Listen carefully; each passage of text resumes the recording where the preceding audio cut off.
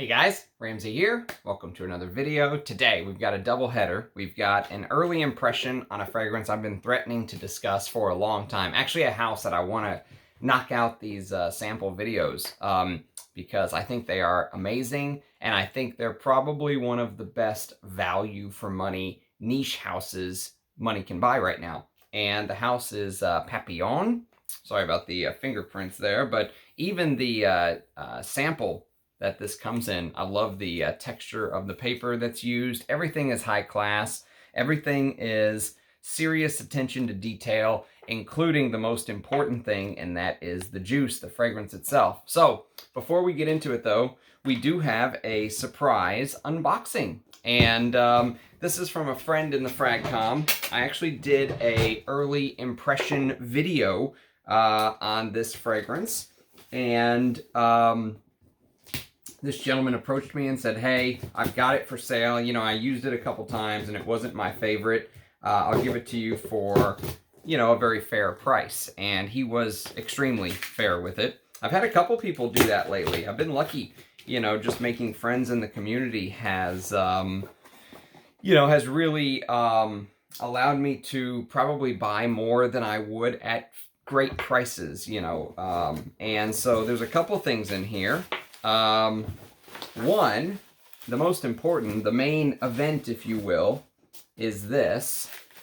And let me just cut this open real quick.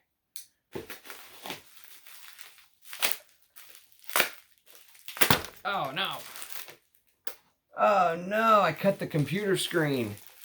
I literally just cut the computer screen. And this knife is sharp and you can absolutely see it on the screen. Oh, that's live TV for you. I guess I should have been a little bit more careful. Oh well. This is my monitor, so I can do whatever I want with it, I guess. But still, that sucks. That's gonna bother me. I'm gonna have to change this monitor out or something. Okay. So the fragrance that we're talking about is an Andy Tower, and if you've been following the channel, then you know what this is because it's something that I talked about very recently and enjoyed. I really liked it. And it's called Sundowner. And here is the bottle. All of Andy Tower's works are basically in this nice little tin. And I like the tin because it's very utilitarian. It's very easy to throw this in your bag or something and bring it to work, let's say, if you wanted. So it just kind of closes up like this. And there you go. You've got a great little pack that you could throw it in there. You know it's secure, that kind of thing. And the fragrance is none other than Sundowner. So there you have it. Eau de Parfum, 50 mils. The juice level is literally right here. I mean, I think these are more than 50 mil bottles, and Andy Tower gives you an extra mil or two, even though it's listed as 50 mil. Oh yeah, so this is probably one of my favorite new discoveries on the tobacco fragrance front because it is tobacco done right, you know, done the way that I like it. There is a feeling of immortelle, although there's no immortelle listed. There is this orange zest, cacao, cypriol, tonka. There is that tobacco tonka combo, which I mentioned is always so prevalent. Apparently, this could be one of the new sprayers that is supposedly better than the old sprayers. Let me just take a look out of curiosity. Let's pull one of the old ones and see. I can't tell a difference. Because I know the sprayers on some of these old towers were absolutely atrocious. But I'm a big fan of this perfume. I know it didn't get much love. I mean, it did get some talk in the community, and but I love tobacco, and I think this is tobacco done right. You do get that Andy Tower DNA. You know, the base of many of his perfumes. I think he uses a very similar ambergris-like base. And so here, it's very well done. And I'm glad to have it. I'm not glad I just cut my computer screen, though, with a knife. That sucks, but that's okay. The joys of live TV, I guess. So there you have it. And in case you don't know, Andy Tower signs every single one individually, which is a nice little touch. Don't let people say, it's a signed bottle, pay double. No, they will try to trick you with that, but they're all signed by Andy Tower. And so yes, my Tower collection grows. I've still never smelled incense rose, and I've still never smelled the rose Kandahar. So there's still some Towers that I need to get my nose on, but as far as my Tower collection goes, they are improving. I now have 1, 2, 3, 4, 5. This makes 5 Towers. 5 Tower frags. Okay, the other thing that he sent, let me try not to cut my computer screen again. The other thing that he sent is one of my favorite fragrances of all time. It is definitely one of those punches above the weight class fragrance for me, and that is Teatro alla Scala. Now, this is the Eau de Toilette. I already have an Eau de Toilette, but I have it in a splash. So this makes an Eau de Toilette spray. Oh my God, just smelling it from the atomizer is just... this fragrance really does something to me. I think this is a very special fragrance, and value for money is through the roof as far as I'm concerned. It is all of their, I think every single Teatro alla Scala you can buy is vintage, but it's this amazing Chiffre. You can see the short ingredient list right there. Oh, you wanted ingredients, eh? Well, how about fragrance and purified water, asshole? Yes, I love the old school, you know, fragrance ingredient lists.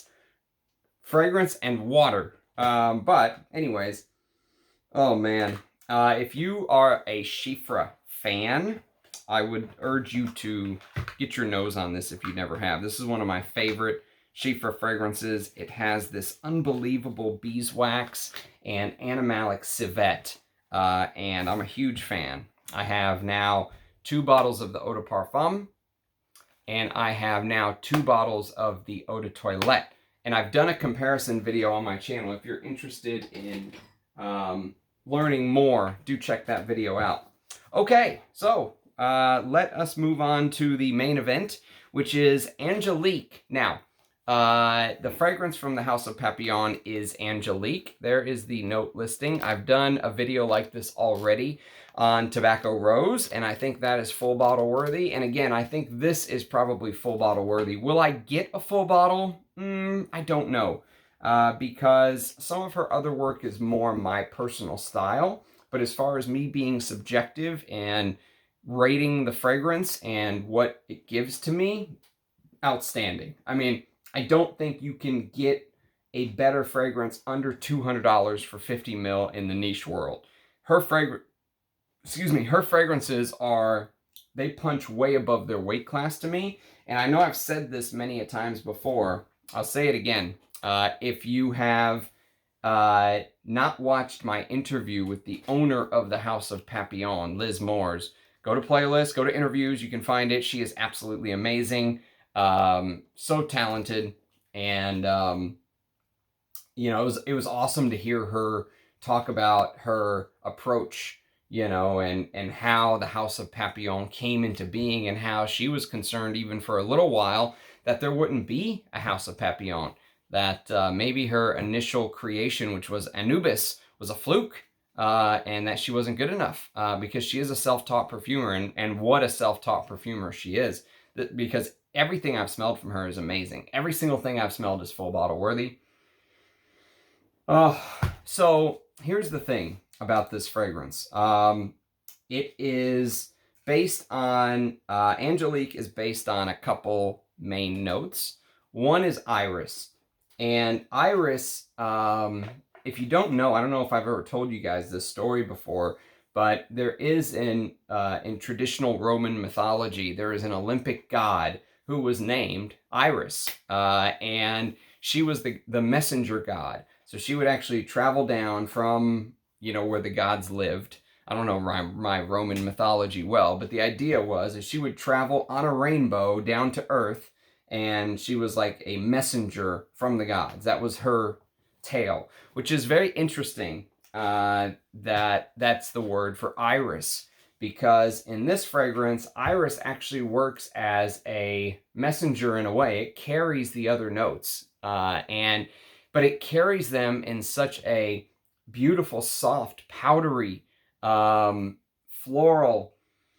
It's just, if you've ever smelled, so, some of the comments I've been reading on this have been a little disconcerting to me, because some people that I read, they say stuff like, oh, it smells like sugar cookies, or it smells like disgusting sweet vanilla. It doesn't smell like that at all. I don't think those people have ever actually smelled the real ingredients, so I was very lucky. And I've said this before, but if you look right there, you can see there's these small little vials Russian Adam sent to me. One of them was pure iris, 80% irones, which is unbelievable. Usually what happens is the iris bulb has to sit underground for 2 to 3 years to develop.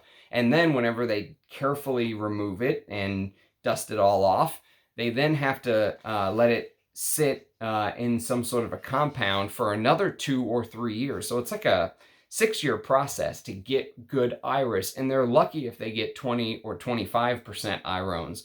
To get 80% irones is absolutely mind-blowing. So I've smelled some of the best iris there is, period, and on earth. And this is up there with it. Now, there are other iris fragrances I love. Obviously, value for money. If you can find this for 100, 150, Hera, new or old bottle. Don't let anyone tell you that, you have to get the vintage. You don't. This formula is absolutely stunning. It's not as cold as the older formula. I think the older formula is more austere and more cold. Jean-Claude Elena, I think, maybe did some slight tweaks here, but this is just a straight iris Soliflor. It's one of the best irises I've ever smelled in just a designer perfume, right? And the way that she uses iris is something to behold. There's another fragrance where she used iris and combined it with some different notes, and it's her newest release that came out this year, actually, to commemorate her daughter's wedding. It's called Hera, and Hera uses this iris ambrette combo. Very Dior Homme idea, right? But the way she does it is just completely stunning. And I don't know why. I don't know if it's the quality of the ingredients. I don't know if it's a blending trick she used, but somehow iris really does work as a messenger, and it just almost brings all of the rest of your notes to your nose. And it sounds corny, but it's true. And here, I'll read you the blurb.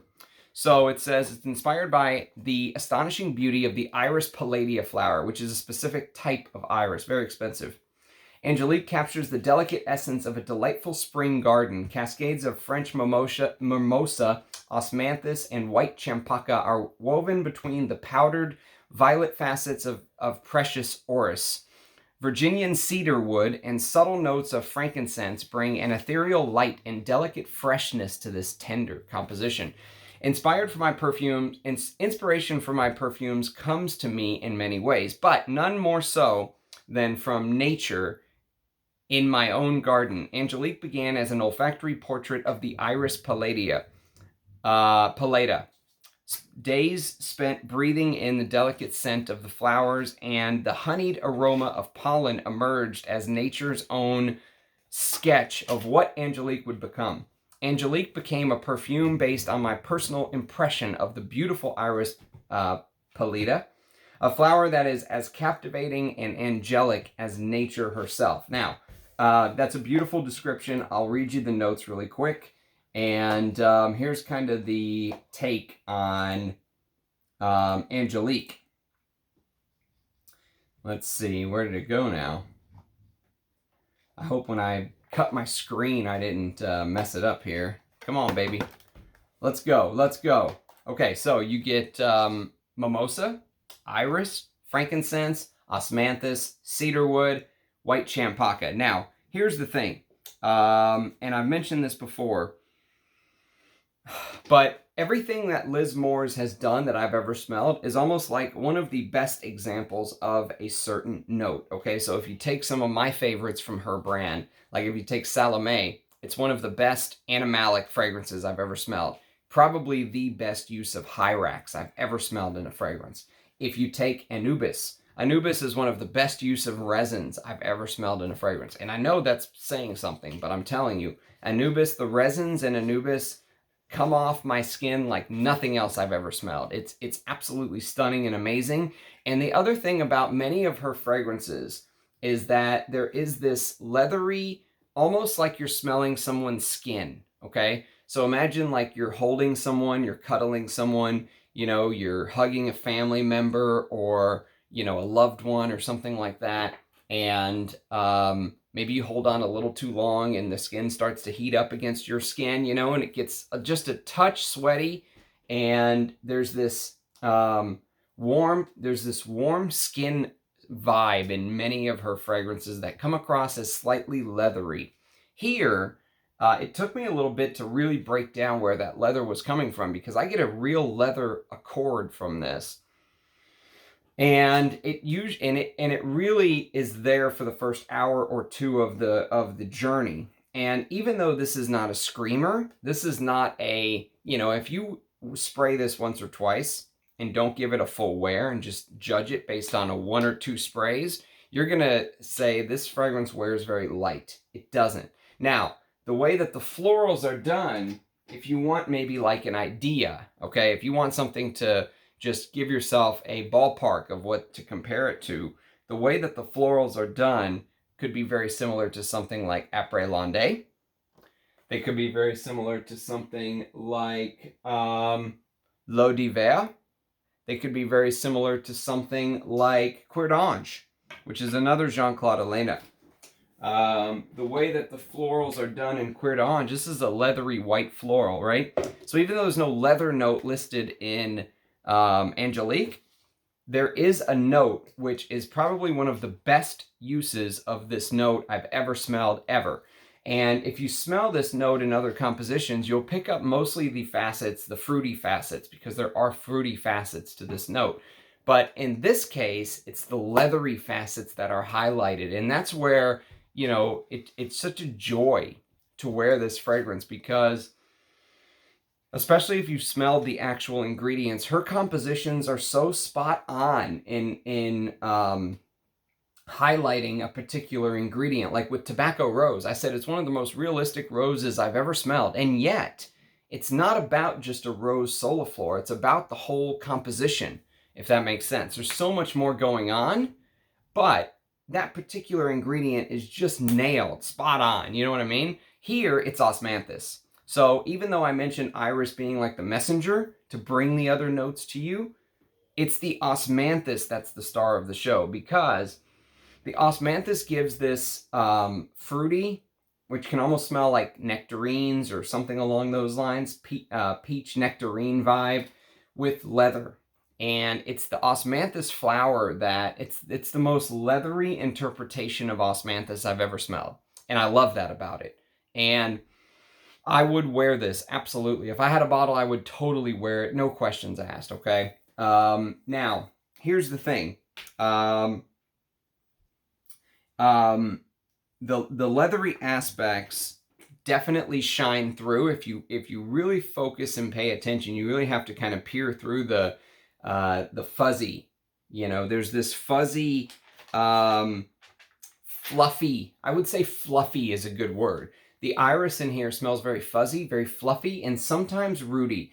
It doesn't give off the makeup-y vibe. If you're thinking of the iris in Dior Homme, it's usually not like that. And I say usually because there have been times where I've smelled it and I've thought, am I getting a makeup note here? And then I'll smell it again and it'll be gone, right? Mostly I would say the iris is very fluffy, ethereal, powdery, floral, and the, you know, that purple vibe that I always get when I smell a good iris is here. And if you look at the person that is on the back of Hera, I know these are completely different brands, but look at the person in the color tone that Hermes picked for a Hera. Look at that purple. That's the purple. Look at the purple that she's wearing in her dress. That's the purplish vibe that you get from Iris, from good Iris to me, and it's here. And what it does is it just highlights and softens all the other notes, okay? And so if you've smelled osmanthus in other compositions, this is another level of osmanthus to me. I mean, if you've smelled it in like Hera from Parfum de Marly, there's a big osmanthus note there. I think there is an osmanthus note in, what's a couple other fragrances that have this osmanthus note? Sorry, my computer is just not working all of a sudden. I wonder if it's pissed off at me for cutting the screen. But, yeah, it's not cooperating. I was going to pull up a couple other osmanthus fragrances and rattle them off to you, but it's not working, and I can't think of any off the top of my head. But anyways, it is, it's a fragrance that is really a marvel. It's a whole experience, okay? The fuzzy iris, you know, it really works with the osmanthus. Ah, yes. So here you go. If you've smelled things like,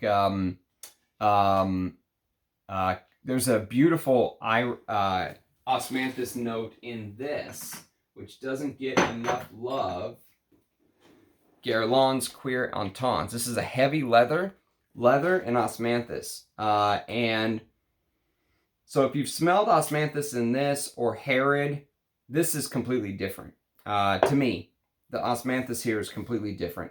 And it's so good. I mean, it really is a whole experience. The Floral Accord. So the Floral Accord here is basically white champaca and mimosa. And so I don't really have much to say about the Floral Accord other than, you know, it smells very similar to some of the florals done, like I mentioned, Après Landais. You know, that white, it smells like a very subdued and very carefully crafted floral bouquet. This is not going to scream, screechy, loud. You know, it doesn't have that indolic jasmine. It's very soft, and the iris really complements the mimosa white champaca to allow, you know, the main notes, which are the iris and the osmanthus, to shine. Because if she had used heavier floral notes, if there was a big synthetic jammy rose, or if there was a, you know, indolic jasmine, or, you know, yellowy banana ylang, it wouldn't highlight the iris and the osmanthus. It would bury them. And so that's why I say everything seems very perfectly balanced. Everything seems done with specific intent. And it's absolutely beautiful. I mean, it's one of the best iris osmanthus fragrances I can think of. And, you know, if money was absolutely no issue, I would just go buy every single thing this house has done because it's worthwhile. And it is very, very good. Now, to top it off, and the reason that this is, I haven't mentioned gender at all, this is completely genderless to me. I could wear this to work as a man and smell absolutely amazing. A woman could wear this and smell absolutely amazing. I think it's straight down the middle because it's all of everything I've mentioned. You might initially be thinking that maybe it leans a little bit feminine, and maybe upon first spray, if you don't give it a chance to dry down and wear, you might think that, but it doesn't, because it sits on a bed of cedar wood.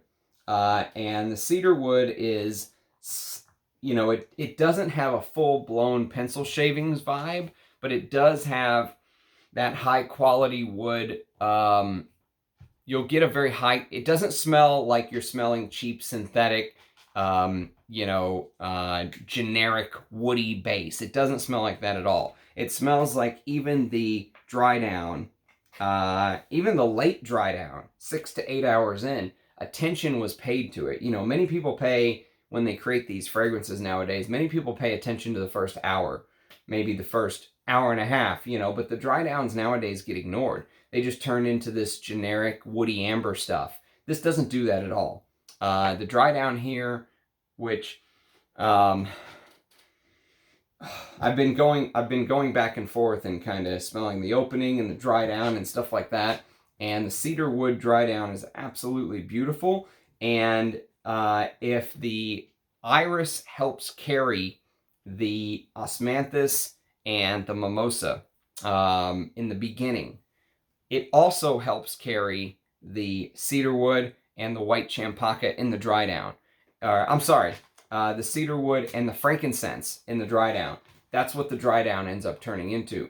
And, you know, that woody dry down mixed with the powdery iris and the slight floral mimosa white champaca, which is still kind of hanging on once you get to that 6-8 hour mark, is amazing. People say this has poor longevity. It doesn't. It has amazing longevity. It just doesn't project a whole lot. It sits kind of close to the skin. This is a very elegant fragrance. I mean, if you're going to be packed in a room of 12 people and you're all sitting close together at a table or something and you don't want to offend, Angélique would be absolutely amazing, because people would smell you if they got in your bubble, but you're not going to choke out everyone in the room.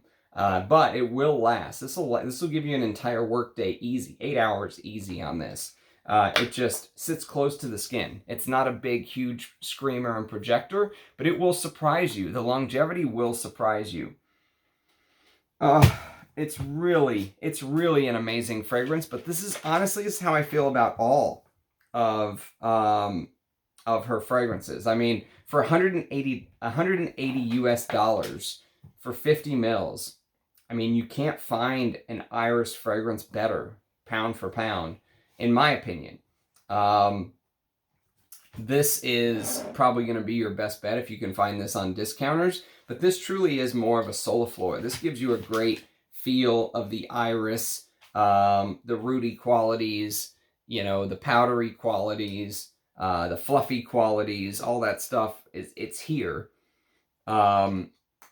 You know, that purple iron smell that you get, it's here. This is more of an entire composition. You know, Angélique is more of an entire composition to me. And it's really good. If you're in the market for this type of a fragrance, I would say, really, you should just buy the sample set. You should try everything from this house. If you find one you like, try them all. Because there's not a single throwaway fragrance for me. Every single thing that she's done, I've been impressed with, and I've worn them all to bed. I haven't worn them all a sense of the day, but I've worn them all to bed, and I've tested them all, and I can tell you they're all quality. They're all top-notch ingredients, and for someone who wasn't trained, I'm continuously impressed by her creations. Every time I wear one, I'm almost like shocked by how good they are. You know what I mean? They all have this level of competency that you don't even see from some of the big brands. I mean, some of the crap they put out nowadays is appalling in the men's market. The women's market is maybe not as bad, but it is, you know, they're both. Modern perfumery is in trouble. And if you're used to just going to Macy's and sniffing stuff, you know, this will shock you. You'll be amazed by how good this is. And you can totally see why people go to niche, you know, because go to niche or vintage, because modern perfumery is, it's I don't want to say it's dead, because every now and then you'll find that 1 in 1,000 fragrance that's amazing, but it used to be, you know, 1 in 10 fragrances were amazing. Now it's 1 in 1,000. And so, you know, it's not that modern perfumery is dead. It's just, it's been gutted. And these fragrances are a great example of an independent house that goes her own way, isn't market testing, coming up with her own ideas.